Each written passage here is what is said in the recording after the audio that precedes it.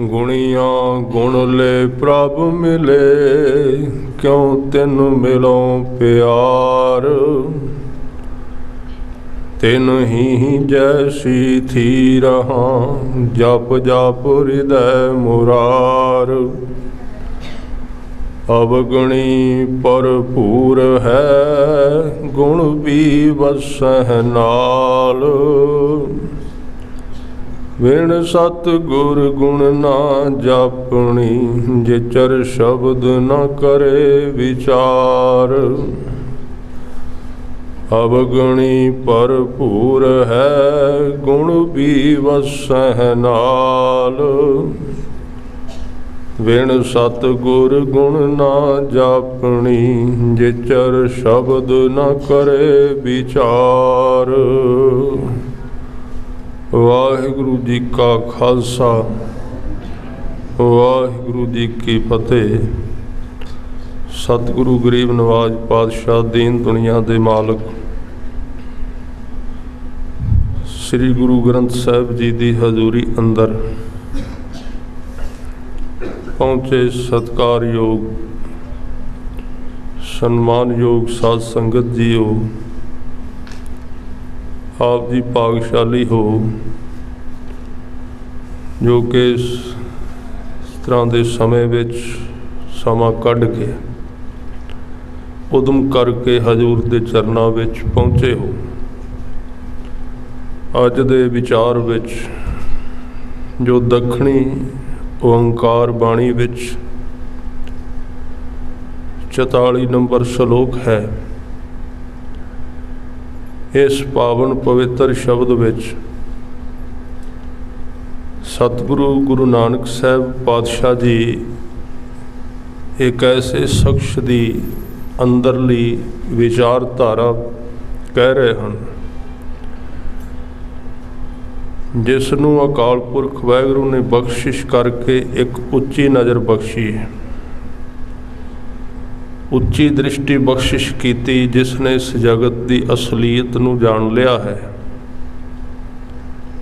कि जगत पानी के बुलबुले वर्गा है, बनता है मिटता है। ये रात के चमकते तारियां वांग शरीर इत्थे दिसदे ने, अलोप हो जाते ने उन्हां तारियां वांग। इसनूं गुरबाणी दे विच जिवें बाणी कई प्रकार दे उपदेश बख्शिश करदी है, उत्थे एक उपदेश है वैराग। वैराग अवस्था तो बिना जिन्ना चिर जगत की नाशमानता अखां दे सामने नहीं आउंदी,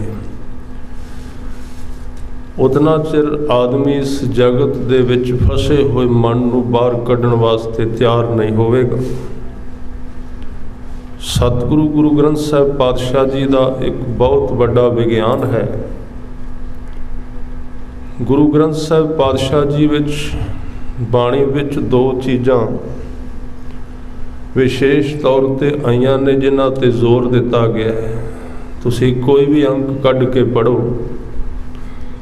हर एक अंग ते दो चीज़ां सामने आ जाणगियां, जां ते नाम की गल कीती होवेगी जां मौत की। इन्हां दो चीज़ों ते बहुत जोर दिता गया, जां नाम की गल जां मौत की गल बराबर चलती है,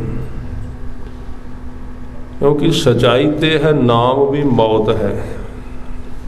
मौत आ जाए तो बंदे का शरीर खत्म हो जाता है, जे नाम नाल जुड़ जाए तो मन की मौत हो जाती है। दोवें इक्को ही चीज़, वखरा कुछ भी नहीं। नाम के डूंघे अर्थ ने मन की मौत करन वाली वस्तु, जिवें शरीर की मौत समा करदा है, काल करदा है। ये दो चीज़ां ने, काल ते अकाल। शरीर की मौत वास्ते काल कम करदा, समा। शरीर काल के दायरे विच है, वक्त दे विच है, वो इनू मार दिंदा है। ते शरीर के मरण तो पहला जे मनुखी मन नहीं मरिया, इहदा मतलब अगला रस्ता फिर दुखों का उहदे वास्ते तैयार है। जिन्ना चिर दे मन की मौत नहीं हुंदी, दुख की समाप्ति नहीं होगी, नहीं होगी। इस करके शरीर की मौत काल द्वारा हुंदी है ते मन के मरण तो पहला शरीर मर गया, समझो बंदा फेल हो गया जिंदगी विच। पर शरीर अजे जिउंदा है ते नाम नाल शब्द नाल जुड़ के मन मार लिया। कबीर साहब कहंदे ने बाणी विच कई थावां ते शब्द आउंदा है, अब कैसे मरूं मरण मन मानिया। ਇਹਦਾ मतलब अजे शरीर है तो मरण वास्ते मन मन गया, नहीं तो मन तो दिन रात यही सोचता रहिंदा मरण तो किवें बचा। कबीर साहब कहंदे मेरा मन हुण मरण लई तैयार है। मरण का इत्थे अर्थ है, हुण मन का तो स्वरूप ही कोई नहीं, ना ये कोई टुकड़ा है, ना कोई ये सिल है, ना कोई ये तस्वीर है। मन तो एक संकल्प है, मन तो एक विचार है, तो यदि मौत किवें दी होवेगी। विचारां दा मरना ही मौत, मन की मौत। ज्यों ज्यों विचार घटदे ने समझ लो मन मौत वाल जा रहा है। और जिदन मन मरदा है आनंद उहदे तो बाद शुरू हुंदा है। गुरु ग्रंथ साहिब पातशाह कहंदे सारा जगत आनंद लभदा फिरदा है, आपां सारे की लभ रहे हैं? किसी ना किसी तरीके नाल आनंद लभ रहे हैं, असीं सुख लभ रहे हैं, टिका लभ रहे हैं, शांति आ जाए, टिक जाए। सतगुरु गुरु ग्रंथ साहिब पातशाह जी नूं पुछिए आनंद कित्थों शुरू होवेगा, क्योंकि आनंद जिहड़ी बाणी वो पंजां बाणियां विच अखीर ते आउंदी। आनंद आनंद सब को कहे।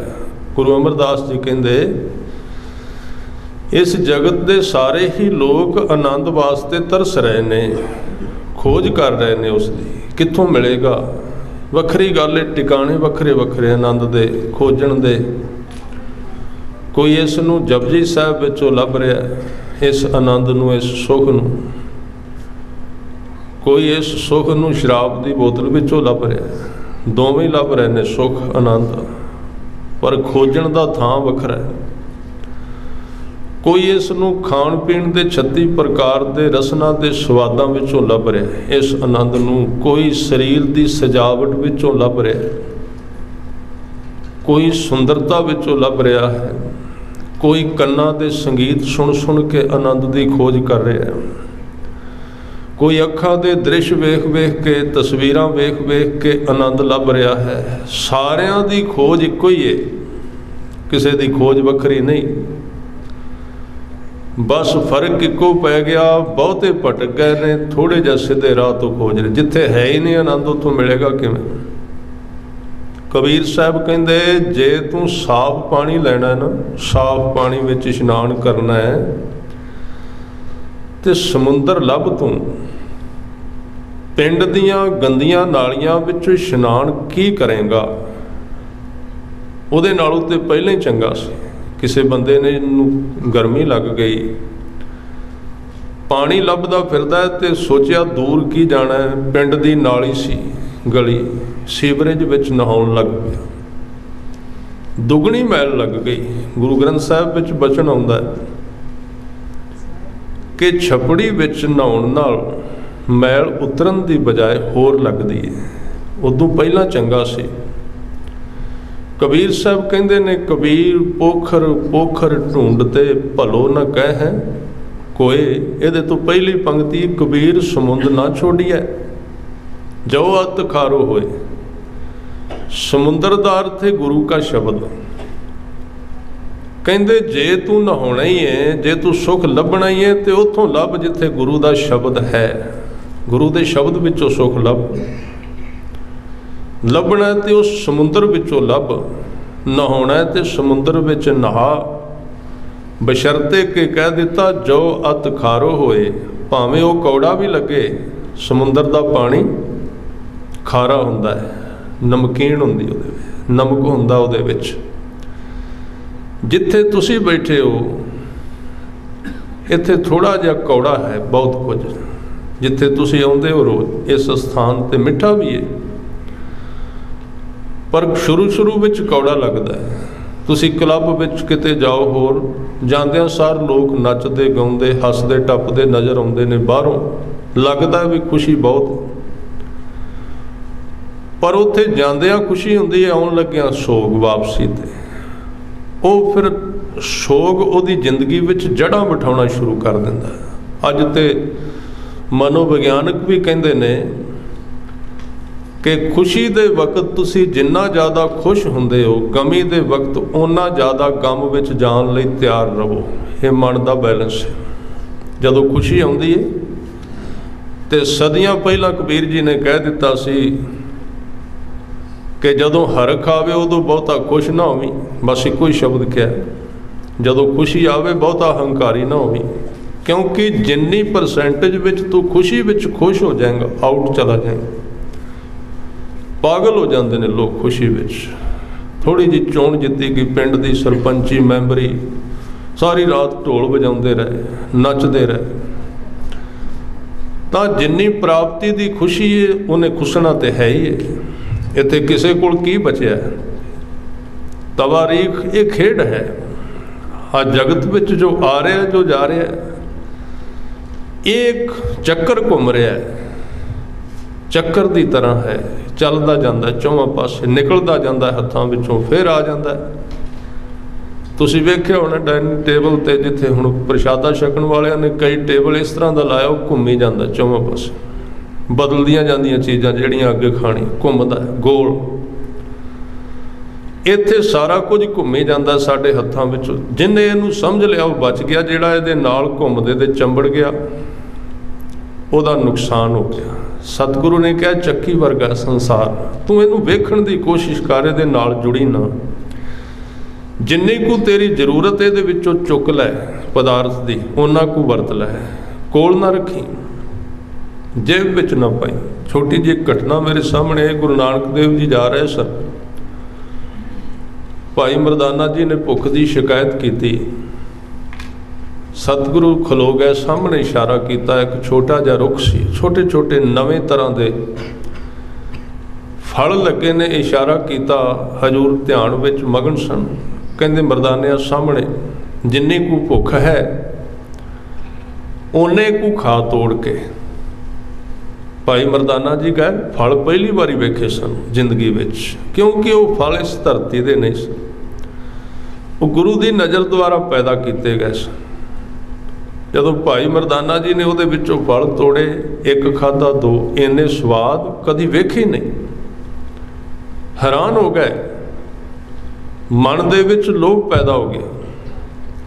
ਸਤਿਗੁਰੂ ਦਾ ਹੁਕਮ ਸੀ, ਮਰਦਾਨਿਆਂ ਜਿੰਨੀ ਭੁੱਖ ਹੈ ਓਨੇ ਖਾਈ, ਭੁੱਖ ਤੋਂ ਵੱਧ ਖਾਈ ਨਾ ਤੇ ਜੇਬ ਵਿੱਚ ਪਾਈ ਨਾ।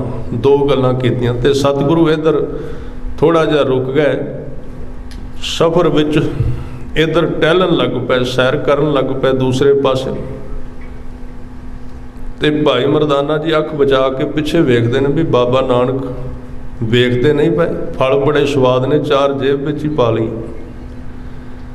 ਕਿਉਂਕਿ ਅੱਗੇ ਕੀ ਪਤਾ, ਇਸ ਤਰ੍ਹਾਂ ਦੇ ਫਲ ਕਦੀ ਵੇਖੇ ਹੀ ਨਹੀਂ, ਪਹਿਲੀ ਵਾਰੀ ਵੇਖਿਆ ਅੱਖ ਬਚਾ ਕੇ। ਤੇ ਸਤਿਗੁਰੂ ਜਾਣ ਕੇ ਦੂਸਰੇ ਪਾਸੇ। ਇਹ ਗੁਰੂ ਦੇ ਨੇੜੇ ਰਹਿਣ ਲੱਗਿਆਂ ਵੇਖੋ, ਉਦੋਂ ਵੀ ਵਾਪਰ ਜਾਂਦਾ ਸੀ, ਹੁਣ ਵੀ ਵਾਪਰਦਾ। ਭੁਲੇਖਾ ਮਨੁੱਖ ਦੇ ਨਾਲ ਹੀ ਜਨਮ ਲੈਂਦਾ। ਜਦੋਂ ਦੇ ਅਸੀਂ ਜਨਮੇ ਹਾਂ, ਪਰਦੇ ਵਿੱਚ ਜਿਉਂਦੇ ਹਾਂ ਕਿ ਸ਼ਾਇਦ ਗੁਰੂ ਦਾ ਮੂੰਹ ਪਰਾਂ ਨੂੰ ਹੈ, ਇੱਧਰ ਕਿਹੜਾ ਵੇਖਦਾ। ਸਤਿਗੁਰੂ ਪਰਾਂ ਨੂੰ ਮੂੰਹ ਕਰਦੇ ਨੇ ਤੇ ਮਰਦਾਨਾ ਅੱਖ ਬਚਾ ਕੇ ਜਦੋਂ ਇੱਕ ਖਾਂਦਾ, ਦੋ ਤੋੜ ਕੇ ਜੇਬ ਵਿੱਚ ਪਾ ਲੈਂਦਾ, ਜੇਬ ਭਰ ਲੈ।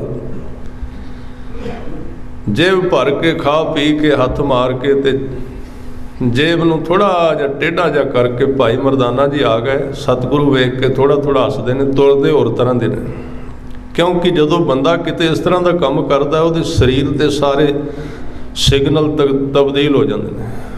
ਉਹਦਾ ਤੋਰ, ਉਹਦਾ ਵੇਖਣਾ, ਉਹਦਾ ਬਹਿਣਾ ਉੱਠਣਾ ਸਾਰਾ ਬਦਲ ਜਾਏਗਾ ਇੱਕਦਮ। ਅੱਗੇ ਨਿਕਲੇ, ਥੋੜ੍ਹੀ ਦੂਰ ਜਾ ਕੇ ਮਰਦਾਨੇ ਨੇ ਜੇਬ ਵਿੱਚ ਪਾਇਆ ਹੱਥ ਤੇ ਇੱਕ ਫਲ ਕੱਢਿਆ, ਪਿੱਛੇ ਪਿੱਛੇ ਜਾ ਰਹੇ ਸਨ।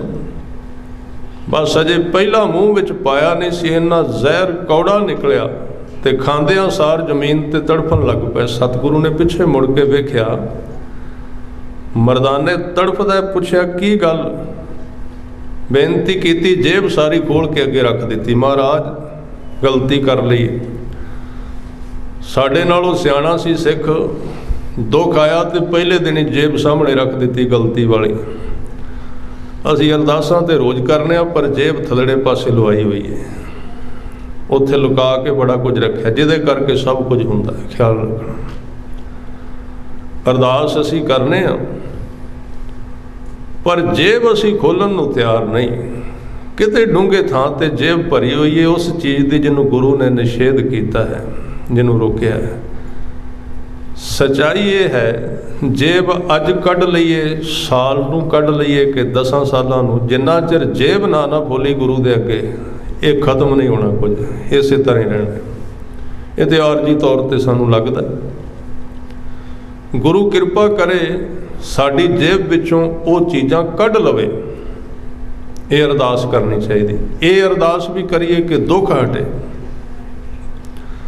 ਪਰ ਇਹ ਅਰਦਾਸ ਕਰੀਏ ਵੀ ਸਤਿਗੁਰੂ ਅਸੀਂ ਆਪਣੇ ਜੀਵਨ ਦੀ ਜੇਬ ਦੇ ਵਿੱਚ ਜਿਹੜੀਆਂ ਆਦਤਾਂ ਲੁਕਾ ਕੇ ਰੱਖੀਆਂ ਨੇ, ਤੁਸੀਂ ਉਹਨਾਂ ਨੂੰ ਕੱਢ ਲਓ। ਸਾਡਾ ਮਨ ਉਹਨਾਂ ਨੂੰ ਛੱਡਣ ਲਈ ਤਿਆਰ ਨਹੀਂ, ਤੁਸੀਂ ਖੋਲ੍ਹੋ ਉਹਨਾਂ ਚੀਜ਼ਾਂ ਨੂੰ, ਸਾਡੇ ਕੋਲ ਕੱਢ ਲਵੋ ਵਿੱਚੋਂ। ਸਤਿਗੁਰੂ ਨੇ ਕੋਲ ਉੱਗੀ ਇੱਕ ਬੂਟੀ ਭਾਈ ਮਰਦਾਨੇ ਦੇ ਮੂੰਹ ਵਿੱਚ ਪਾਈ ਤੇ ਉੱਠ ਕੇ ਖੜਾ ਹੋ ਗਿਆ, ਕੱਪੜੇ ਝਾੜੇ, ਕਹਿਣ ਲੱਗੇ ਸੁਹਾਨ ਅੱਲਾ, ਬੜੀ ਬਖਸ਼ਿਸ਼ ਕੀਤੀ ਜੇ ਬਚਾ ਲਿਆ ਜੇ। ਪੁੱਛਿਆ ਮਹਾਰਾਜ ਫਲ ਤੇ ਉਹੀ ਨੇ, ਉੱਥੇ ਏਡੇ ਮਿੱਠੇ, ਹੁਣ ਇੰਨੇ ਕੌੜੇ। ਸਤਿਗੁਰੂ ਨੇ ਕਿਹਾ ਮਰਦਾਨਿਆ, ਜਦੋਂ ਚੀਜ਼ਾਂ ਇਕੱਠੀਆਂ ਹੋ ਜਾਂਦੀਆਂ ਨੇ ਉਦੋਂ ਕੌੜੀਆਂ ਹੋ ਜਾਂਦੀਆਂ ਨੇ। ਇਹ ਫਰਕ ਹੈ ਸੰਸਾਰ ਵਿੱਚ। ਜਦੋਂ ਅਸੀਂ ਉਹਨਾਂ ਨਾਲ ਚੰਬੜ ਜਾਂਦੇ ਉਹ ਕੌੜੀਆਂ ਨੇ, ਜਦੋਂ ਅਸੀਂ ਸਿਰਫ ਵਰਤਨੇ ਆ ਉਦੋਂ ਉਹ ਮਿੱਠੀਆਂ ਨੇ। ਜਗਤ ਦਾ ਸਿਧਾਂਤ ਉਹ ਫਲ ਕੀ ਸੀ? ਸਾਰੇ ਪਦਾਰਥਾਂ ਦਾ ਇੱਕ ਕੇਂਦਰ ਸੀ ਉਹ, ਜਿਹੜਾ ਗੁਰੂ ਨਾਨਕ ਸਾਹਿਬ ਨੇ ਬਣਾਇਆ, ਤਾਂ ਇੰਨਾ ਮਿੱਠਾ ਸੀ।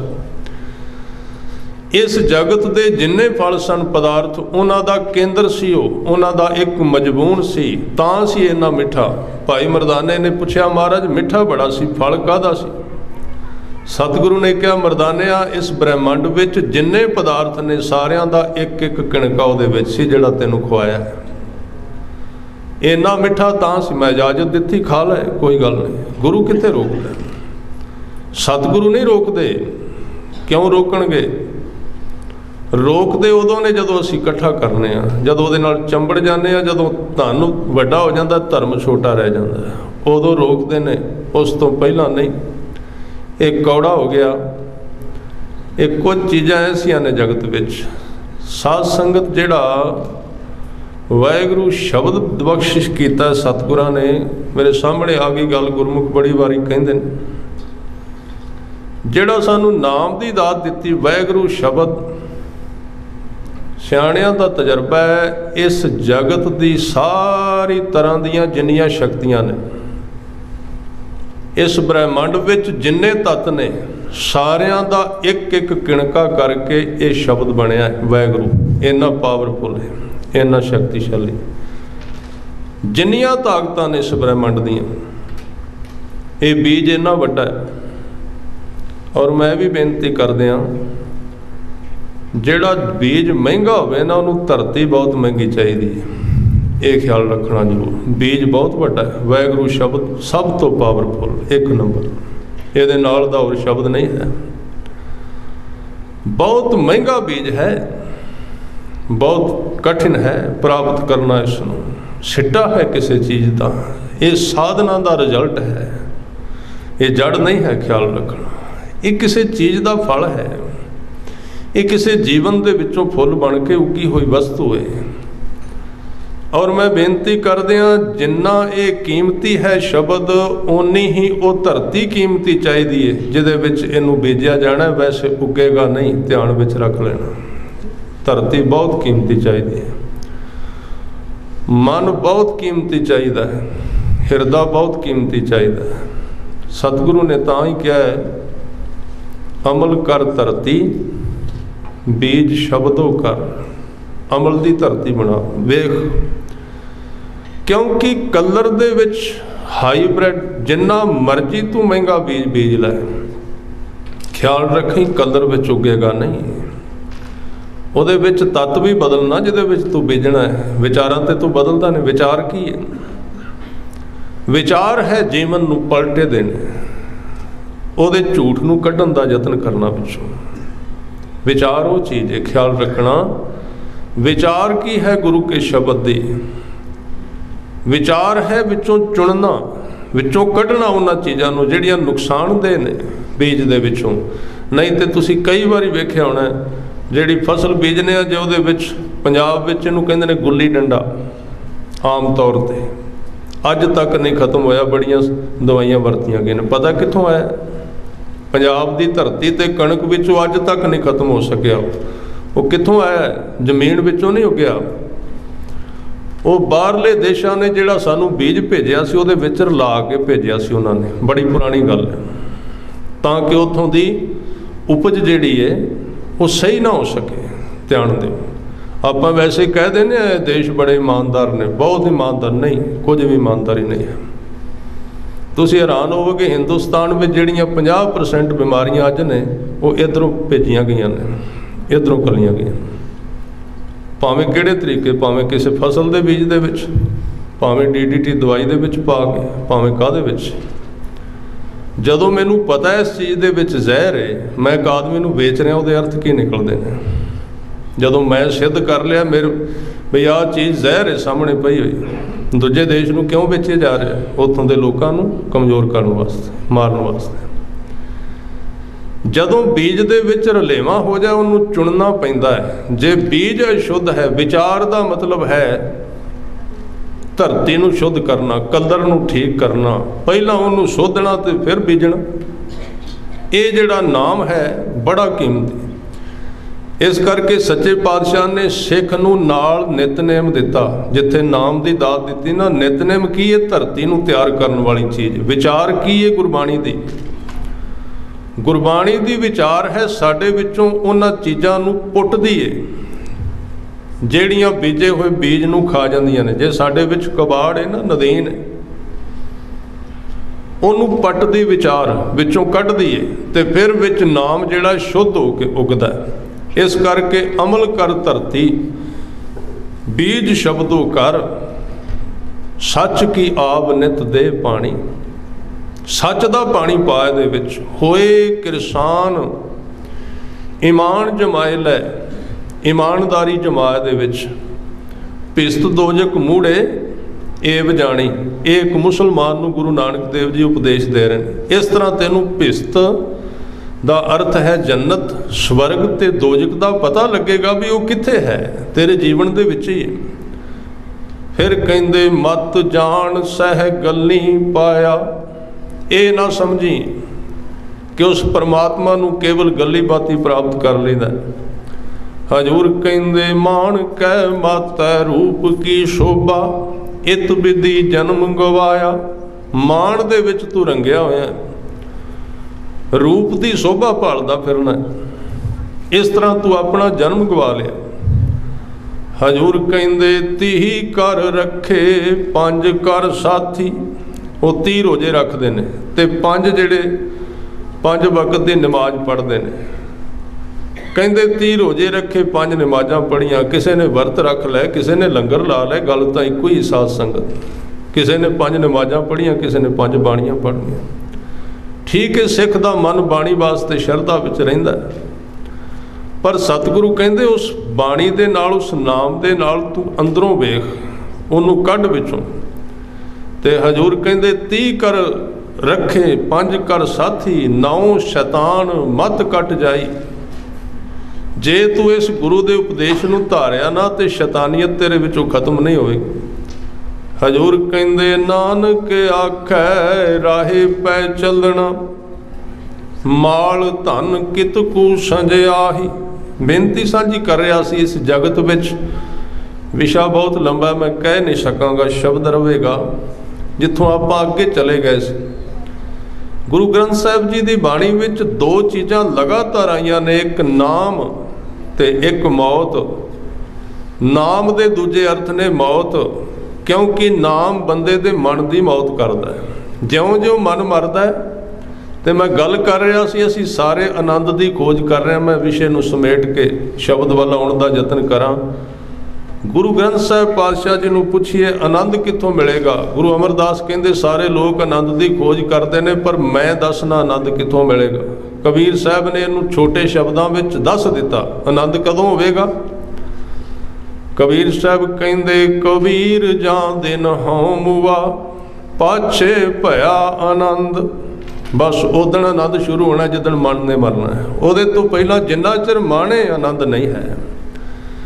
ख्याल रखना गुरमत विच मन की वरतों की गई है, बुद्धि की वरतों की गई है, पर यह ध्यान विच रखना मत सोचना मैं बुद्धिजीवी रहांगा, सोचा विचारा करता रहांगा, इत्थे ही अटकिया रहांगा तो आनंद आ जाएगा। व्यर्थ विच खोज ना करना। बुद्धि के तल ते कोई आनंद नहीं है, बुद्धि के तल ते कोई आनंद नहीं, मन के तल ते कोई आनंद नहीं।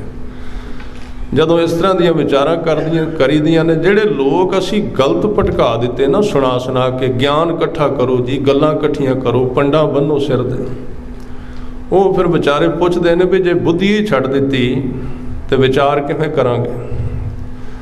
कई सज्जण आए, एक सज्जण मैनूं मिले, कहंदे मेरा एक सवाल है दसो। बड़े प्यार वाले, पढ़े लिखे सन पर चंगे। कहंदे मैं गुरु ग्रंथ साहिब जी के पाठ नूं कदी रट्टा नहीं लाया, मैं सारा पाठ टीकियां तो कीता है। टीके का अर्थ नाल लिखे हुए, नालों नाल अर्थ पढ़ना ते 15-20 सालों तो करदा पिया। मैं क्या बड़ी चंगी गल, बहुत वड्डी। कई भोग उन्होंने पाए समेत अर्थां दे, छोटी गल नहीं। मैं क्या नमस्कार तुहाडी कमाई नूं। कहंदे पर बेनती ये है, गल ये है, मैं सवाल ये पुछना, आनंद नहीं आया, आनंद नहीं आया। मैं क्या आनंद कित्थों आना है, सोच विचार ते बुद्धि मंडल विच है। जदों तुसी अर्थ पढ़ने ने ते उदों बुद्धि ने काम करना है ते मन ने विचारां करनियां ने। इन्हां दोवां थावां ते आनंद की लभदे हो, ये ते सोच विचारे कर लो, चंगी गल है।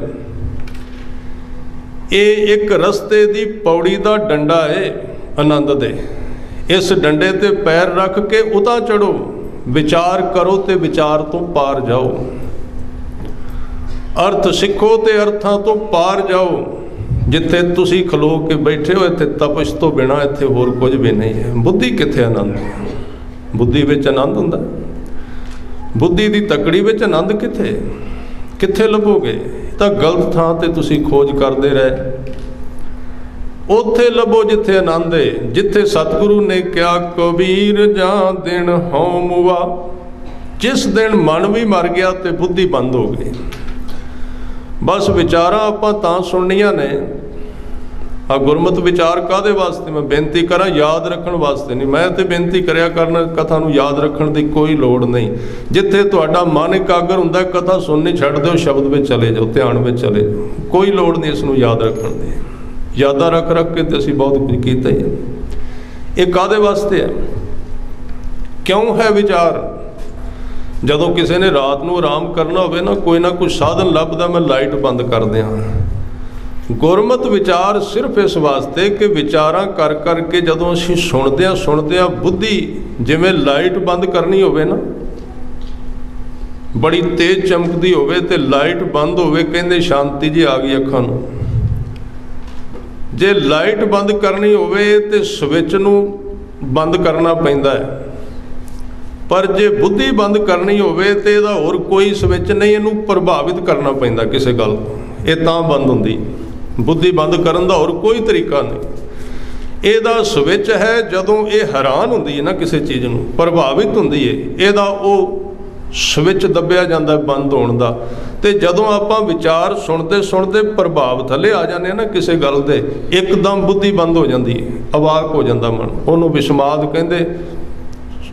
आसा दी वार विच पूरा श्लोक है। जदों ये हैरानी विच जाएगी बुद्धि ते नाली बंद हो जाएगी, जदों बंद हो जाएगी तो नाली आनंद शुरू हो जाएगा। जिन्ना चिर बुद्धि चलती आनंद की संभावना खोज ना करनी। ये सारे तरीके बुद्धि नूं बंद करन दे ने। हाँ, उस आनंद नूं मानण तो बाद सिख फिर वापस आउंदा बुद्धि दे विच, फिर उहनूं जगा लैंदा जदों लोड़ पैंदी। बाजार विच जाना है, संसार विच काम करना है, कुछ पढ़ना है, कुछ पढ़ाउणा है, कुछ सिੱਖਣਾ है, कुछ खोज करनी है, ਉਹਦੀ फिर वरतों कर लैंदा है। पर जदों लोड़ बंद हो जाती है फिर ਉਹਨੂੰ बंद कर दिंदा है। ਇਹਨੂੰ ਕਹਿੰਦੇ ने जुगत। ਇਹ है तरीका। जे साडे हत्थ विच आ जाए तो गल कुछ भी नहीं। पर असीं तां चीज़ां उत्थे लिया के वाड़ दित्तियां। हुण जोड़ा सुखदाई सी, ठंड तो बचाया उन्हें गुरु नानक दे घर आउण तक। सुखदाई है बड़ा, बुद्धि भी सुखदाई है, गुरु नानक दे घर आउण तक जोड़े का काम देंदी है। हुण जे कोई बंदा समेत जोड़े इत्थे आ जाए की करांगे? उहदा मूर्खता होवेगी सब तो वड्डी।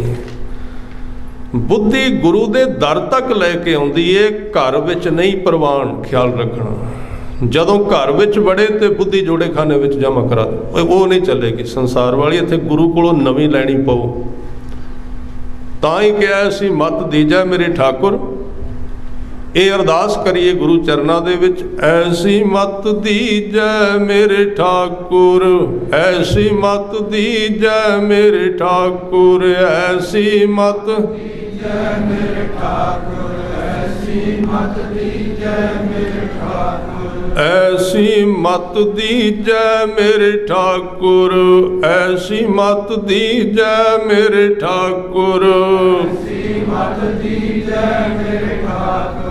ऐसी मत दीजै मेरे ठाकुर, सदा सदा तुद ध्याई, ऐसी मत दीजै मेरे ठाकुर, ऐसी मत दीजै मेरे ठाकुर, सदा सदा तुद ध्याई, ऐसी मत दीजै मेरे ठाकुर, ऐसी मत दीजै मेरे ठाकुर। मत विच रतन जवाहर माणक, मत विच रतन जवाहर माणक, मत विच रतन जवाहर माणक, मत विच रतन जवाहर माणक, मत विच रतन जवाहर माणक, मत विच रतन जवाहर माणक, विच रतन जवाहर माणक, मत विच रतन जवाहर माणक। जे एक गुर की सिख सुनी, जे एक गुर की सिख सुनी, जे एक गुर की सिख सुनी, जे एक गुर की सिख सुनी, जे एक गुर की सिख सुनी, जे एक गुर की सिख सुनी, जे एक गुर की सिख सुनी।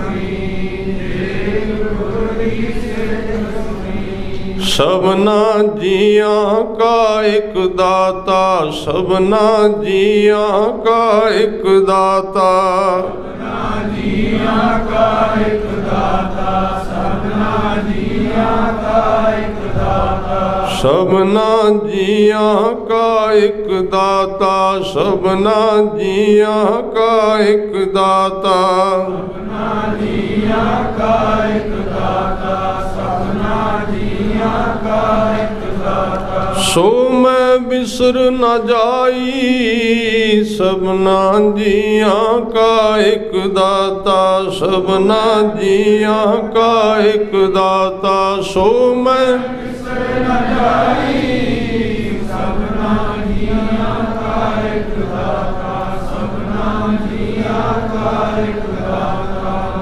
ਜਿਹੜੀ ਮੱਤ ਸਾਡੀ ਆਪਣੀ ਸੀ ਉਹ ਬਿਲਕੁਲ ਛੋਟੀ ਕਮਜ਼ੋਰ, ਉਹ ਬਾਹਰ ਛੱਡ ਦਿੱਤੀ ਸਿੱਖ ਨੇ, ਕੱਢ ਕੇ ਆਏ। ਇਸੇ ਕਰਕੇ ਸ਼ਾਇਦ ਸਿੱਖ ਕੌਮ ਦੇ ਵਿੱਚ ਮਹਾਂਪੁਰਸ਼ਾਂ ਦੀ ਕਤਾਰ ਵੱਲ ਵੇਖਦੇ ਹਾਂ ਤੇ ਬਹੁਤੇ ਲੋਕ ਮਿਲਟਰੀ ਵਿੱਚੋਂ ਆਏ ਨੇ, ਫੌਜ ਵਿੱਚੋਂ। ਤੁਸੀਂ ਪੜ੍ਹੋਗੇ ਫੌਜ ਵਿੱਚੋਂ ਆਏ ਨੇ। ਕਿਉਂ? ਕਈ ਲੋਕ ਤੇ ਇਹਨੂੰ ਮਖੌਲ ਵਿੱਚ ਲੈਂਦੇ ਨੇ, ਪਰ ਇੱਕ ਬੜਾ ਵੱਡਾ ਵਿਗਿਆਨ ਹੈ। ਖਿਆਲ ਰੱਖੋ, ਫੌਜ ਵਿੱਚ ਸੰਤ ਪੈਦਾ ਹੋਵੇ ਕੀ ਕਾਰਨ? ਕਾਰਨ ਇਹਦਾ ਇੱਕੋ ਹੀ ਹੈ। ਫੌਜ ਦੀ ਸ਼ੁਰੂਆਤ ਹੀ ਇੱਥੋਂ ਹੁੰਦੀ, ਉਹਨੂੰ ਕਹਿੰਦੇ ਹੁਣ ਤੇਰੀ ਮਰਜ਼ੀ ਨਹੀਂ ਚੱਲੇਗੀ, ਜਿੱਧਰ ਅਸੀਂ ਕਹਿਣਾ ਤੈਨੂੰ ਤੁਰਨਾ ਹੀ ਪੈਣਾ, ਤੇਰਾ ਮਨ ਹੁਣ ਇੱਥੇ ਚੱਲ ਨਹੀਂ ਸਕਦਾ, ਤੂੰ ਇਨਕਾਰ ਨਹੀਂ ਕਰ ਸਕੇਗਾ। ਜਿਹੜੀ ਤੈਨੂੰ ਪੱਗ ਕਹੀ ਤੈਨੂੰ ਉਸ ਤਰ੍ਹਾਂ ਹੀ ਬੰਨਣੀ ਪਏਗੀ। ਜਿਹੜੀ ਤੈਨੂੰ ਸਰੀਰ ਤੇ ਕੱਪੜੇ ਨੇ ਉਹ ਹੀ ਪਾਉਣੇ ਪੈਣਗੇ। ਜਿਹੜੇ ਟਾਈਮ ਤੈਨੂੰ ਕਿਹਾ ਉੱਠ ਉਦੋਂ ਉੱਠਣਾ ਪਏਗਾ। ਜਦੋਂ ਤੂੰ ਸੌਣਾ ਉਦੋਂ ਸੌਣਾ। ਜਦੋਂ ਤੂੰ ਤੁਰਨਾ ਕਦਮ ਵੀ ਤੈਨੂੰ ਮਿਣ ਕੇ ਦਿੱਤੇ ਜਾਣਗੇ ਕਿ ਪਲਾਂਗ ਕਿੰਨੇ ਇੰਚ ਦੀ ਪੁੱਟਣੀ ਹੈ। ਧਿਆਨ ਦੇਣਾ। ਕੀ ਕਾਰਨ ਹੈ? ਕਿਉਂ ਹੋਏ ਨੇ ਬਾਬਾ ਅਤਰ ਸਿੰਘ, ਬਾਬਾ ਈਸ਼ਰ ਸਿੰਘ ਹੋਰੀ? ਇੱਕ ਕਾਰਨ ਕੀ ਸੀ? ਬਾਬਾ ਕਰਮ ਸਿੰਘ ਹੋਤੀ ਮਰਦਾ ਕਿਉਂ ਪੈਦਾ ਹੋਏ? ਇੱਕੋ ਹੀ ਕਾਰਨ ਸੀ। ਉਹਨਾਂ ਦੇ ਵਿੱਚੋਂ ਇੱਕ ਚੀਜ਼ ਨੂੰ ਕੱਢ ਦਿੱਤਾ ਜਾਂਦਾ, ਉਹਨੂੰ ਕਹਿੰਦੇ ਨੇ ਮਰਜ਼ੀ। ਵੈਸੇ ਮਰਜ਼ੀ ਸ਼ਬਦ ਮਰਜ਼ ਤੋਂ ਬਣਿਆ ਹੈ। ਮਰਜ਼ ਸ਼ਬਦ ਮਰੀਜ਼ ਤੋਂ ਬਣਿਆ। ਮਰਜ਼ ਦੇ ਅਰਥ ਨੇ ਬਿਮਾਰੀ। ਪੁਰਾਣੇ ਸਮੇਂ ਵਿੱਚ ਲੋਕ ਕਹਿੰਦੇ ਹੁੰਦੇ ਸਨ ਇਹਨੂੰ ਇੱਕ ਕੋਈ ਮਰਜ਼ ਲੱਗਦੀ ਹੈ, ਯਾਨੀ ਕਿ ਬਿਮਾਰੀ ਲੱਗਦੀ ਹੈ। ਮਰਜ਼ੀ ਸ਼ਬਦ ਦੇ ਅਰਥ ਨੇ ਰੋਗ। ਸਤਿਗੁਰੂ ਕਹਿੰਦੇ ਆ ਮੈਂ ਤੇਰੀ ਮਰਜ਼ ਕੱਢਾਂ, ਤੇਰੀ ਮਰਜ਼ੀ ਕੱਢਾਂ ਵਿੱਚੋਂ, ਜਿਹਨੇ ਤੈਨੂੰ ਤੰਗ ਕੀਤਾ ਸਾਰੀ ਉਮਰ ਤੋਂ। ਪੂਰਾ ਗੁਰੂ ਸਿੱਖ ਦੀ ਮਰਜ਼ੀ ਕੱਢਦਾ ਵਿੱਚੋਂ, ਮਰਜ਼ੀ ਕੱਢਦਾ। ਫਿਰ ਉਹ ਮਰਜ਼ੀ ਕੱਢਣ ਤੋਂ ਬਾਅਦ ਵਿੱਚ ਆਪਣੀ ਮੱਤ ਪਾਉਂਦਾ ਹੈ। ਤੇ ਜਿਹੜਾ ਗਿਆਨ ਗੁਰੂ ਗ੍ਰੰਥ ਸਾਹਿਬ ਵਿੱਚ ਆਇਆ ਉਸ ਮੱਤ ਵਿੱਚੋਂ ਆਇਆ। ਸਾਡੇ ਵਾਲੀ ਮੱਤ ਵਿੱਚੋਂ ਕੋਈ ਨਹੀਂ ਆਇਆ। ਇਸ ਮੱਤ ਨਾਲ ਤੇ ਅਸੀਂ ਅਰਥ ਹੀ ਗਲਤ ਕਰ ਦਿੱਤੇ ਗੁਰੂ ਗ੍ਰੰਥ ਸਾਹਿਬ ਜੀ ਦੇ। ਉਹ ਮੱਤ ਗੁਰੂ ਨੇ ਦਿੱਤੀ ਸੀ। ਧਿਆਨ ਦਿਓ, ਉਹ ਗਿਆਨ ਗੁਰੂ ਨੇ ਦਿੱਤਾ। ਗੁਰੂ ਨਾਨਕ ਸਾਹਿਬ ਖੜੇ ਨੇ ਤੇ 4-5 ਸਿੱਖ ਆਲੇ ਦੁਆਲੇ ਬੈਠੇ, ਇੱਕ ਸਿੱਖ ਭਾਈ ਲਹਿਣਾ ਬੈਠੇ ਖੜੇ ਨੇ। ਸਤਿਗੁਰੂ ਨੇ ਇਸ ਤਰ੍ਹਾਂ ਹੱਥ ਕਰਕੇ ਤੇ ਆਪਣੀ ਮੁੱਠ ਬੰਦ ਕਰ ਲਈ। ਪਹਿਲੇ ਨੂੰ ਕਹਿੰਦੇ ਮੇਰੀ ਮੁੱਠ ਵਿੱਚ ਕੀ ਹੈ? ਉਹ ਨੇੜੇ ਬੈਠਾ ਸੀ, ਉਹਨੇ ਵੇਖਿਆ ਸੀ ਵੀ ਹੁਣੇ ਹੱਥ ਖਾਲੀ ਸੀ। ਉਹਦਾ ਗਿਆਨ ਆਪਣਾ ਕਹਿੰਦਾ ਮਹਾਰਾਜ ਕੁਝ ਵੀ ਨਹੀਂ। ਸਤਿਗੁਰੂ ਥੋੜੇ ਜਿਹਾ ਹੱਸੇ, ਕਹਿੰਦਾ ਕੁਝ ਵੀ ਨਹੀਂ। ਮੈਂ ਗਿਆਨ ਦੀ ਗੱਲ ਕਰ ਰਿਹਾ ਵੀ ਗੁਰੂ ਕੋਲ ਕਿਹੜਾ ਗਿਆਨ। ਦੂਜੇ ਨੂੰ ਪੁੱਛਿਆ, ਉਹਨੇ ਕਿਹਾ ਜੀ 1 ਰੁਪਈਆ ਹੋਵੇਗਾ। ਤੀਜੇ ਨੂੰ ਪੁੱਛਿਆ ਜੀ 5 ਰੁਪਈਏ ਹੋਣਗੇ। ਸਤਿਗੁਰੂ ਚੁੱਪ ਕਰ ਗਿਆ, ਮੁੱਠ ਬੰਦ ਸੀ। ਭਾਈ ਲਹਿਣਾ ਜੀ ਨੂੰ ਪੁੱਛਦੇ, ਲਹਿਣਿਆ ਮੇਰੀ ਮੁੱਠ ਵਿੱਚ ਕੀ ਹੈ? ਉਹਨਾਂ ਦਾ ਗਿਆਨ ਬੜਾ ਉੱਚਾ ਸੀ। ਕਹਿਣ ਲੱਗੇ ਮਹਾਰਾਜ ਇਸ ਬ੍ਰਹਿਮੰਡ ਦੀ ਕੋਈ ਦਾਤ ਨਹੀਂ ਜਿਹੜੀ ਤੁਹਾਡੀ ਮੁੱਠ ਵਿੱਚ ਨਾ ਹੋਵੇ। ਤੁਹਾਡੇ ਮੁੱਠ ਵਿੱਚ ਸਭ ਕੁਝ ਹੈ। ਇਹ ਵਿਆਖਿਆ ਕਿੱਥੋਂ ਆਈ? ਇਹ ਵਿਆਖਿਆ ਕਿਸੇ ਕਿਤਾਬ ਵਿੱਚੋਂ ਨਹੀਂ ਆਈ। ਇਹ ਵਿਆਖਿਆ ਆਈ 7 ਸਾਲ ਦੀ ਸੇਵਾ ਕਰ ਕਰਕੇ ਮਰਜ਼ੀ ਕੱਢ ਦਿੱਤੀ ਵਿੱਚੋਂ ਗੁਰੂ ਨਾਨਕ ਸਾਹਿਬ ਨੇ ਤੇ ਆਪਣੀ ਵਿੱਚ ਮੱਤ ਪਾਈ। ਉੱਥੋਂ ਗਿਆਨ ਆਇਆ, ਜਿਹਨੂੰ ਗਿਆਨ ਅੰਜਨ ਕਿਹਾ ਹੈ ਬਾਣੀ ਦੇ ਵਿੱਚ। ਸੋ ਅੱਜ ਦਾ ਵਿਸ਼ਾ ਜੋ ਆਪਾਂ ਵਿਚਾਰ ਰਹੇ ਸੀ, ਜਿਹਦੇ ਵਿੱਚ ਇਹ ਚੀਜ਼ ਮੰਗੀ ਗਈ ਹੈ ਕਿ ਨਾਮ ਮਨ ਦੀ ਮੌਤ ਕਰਦਾ। ਇਸ ਕਰਕੇ ਜਿਉਂ-ਜਿਉਂ ਆਨੰਦ ਕਿੱਥੋਂ ਸ਼ੁਰੂ ਹੁੰਦਾ ਹੈ, ਆਪਾਂ ਇਸ ਵਿਸ਼ੇ ਤੇ ਰੁਕੇ ਹਾਂ। ਕੱਲ੍ਹ ਨੂੰ ਗੁਰੂ ਕਿਰਪਾ ਕਰੇ ਫਿਰ ਆਪਾਂ ਇਸ ਨੂੰ ਵਿਚਾਰਾਂਗੇ। ਸੋ ਆਓ ਅਗਲਾ ਪ੍ਰੋਗਰਾਮ ਸਰਵਣ ਕਰੋ, ਫਤਿਹ ਦੀ ਸਾਂਝ ਕਰੋ। ਵਾਹਿਗੁਰੂ ਜੀ ਕਾ ਖਾਲਸਾ,